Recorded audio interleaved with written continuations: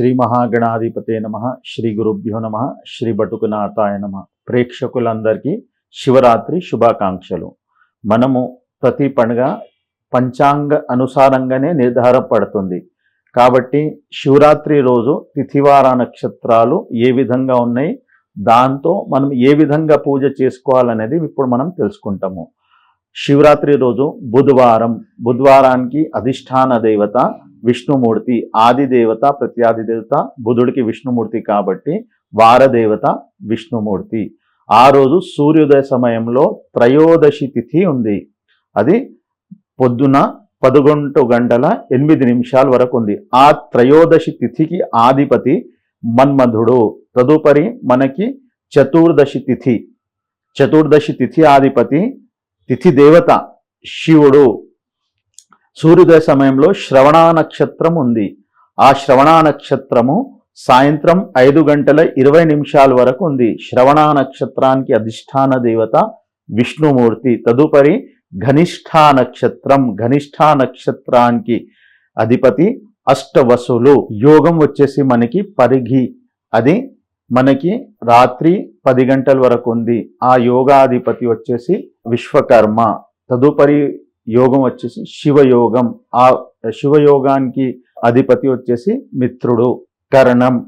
కరణం మనకి సూర్యోదయ సమయంలో వాణిజ్యకరణానికి అధిష్టాన దేవత లక్ష్మీదేవి.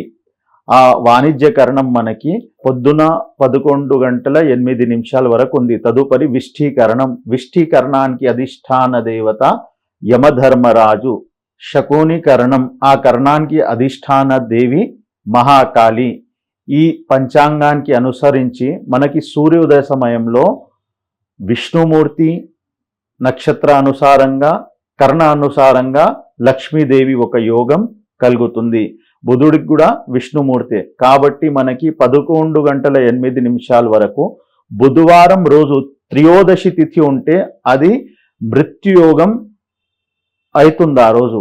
కాబట్టి మనకి ఆ యోగం కూడా అశుభమైన యోగం కాబట్టి ఆ యోగ నివారణకై మనము శ్రీ లక్ష్మీ నరసింహాయ నమః అనే మంత్రం జపించి పూజ ప్రారంభించాలి. శివుడికి ఆ రోజు ప్రాతకాలం 11:08 ముందు ఎప్పుడైతే మనం పూజిస్తామో ఆ రోజు మనము బేల్వదళాలతో శమిపత్రంతో పూజించాలి. దూర్బ అంటే గరికతో పూజించాలి. మృత్యుయోగ ప్రకారంగా మనకి ఈ దోష నివారణకై మారేడు దళాలతో అర్చన, తిప్పతీగకు నీళ్లలో కలిపి శివాభిషేకము, నేటి దీపం పెట్టి స్వామికి పాయస నైవేద్యం సమర్పించి పూజించి ఈ ఒక దోష నివారణకై ప్రార్థన చేసి తదుపరి మనము శివరాత్రి పూజ అనేది చేసుకోవాలి.